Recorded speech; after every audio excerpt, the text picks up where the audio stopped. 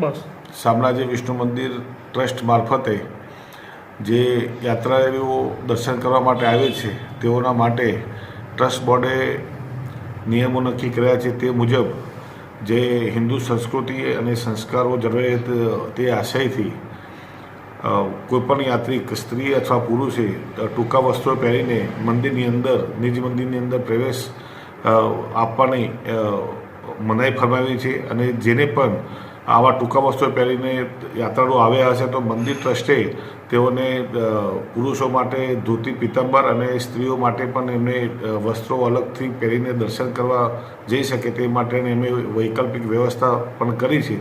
દરેક તમામ યાત્રાળુઓને અમારી નમ્ર વિનંતી છે કે જ્યારે પણ મંદિરે દર્શનાર્થી ભગવાન શામળાજીના દર્શન કરવા આવવાનું થાય ત્યારે સંસ્કારો જળવાય તેવા વસ્ત્રો પહેરીને જ પ્રવેશ આપવાનો છે. તેથી ટૂંકા વસ્ત્રો પહેરીને ન આવવા વિનંતી છે.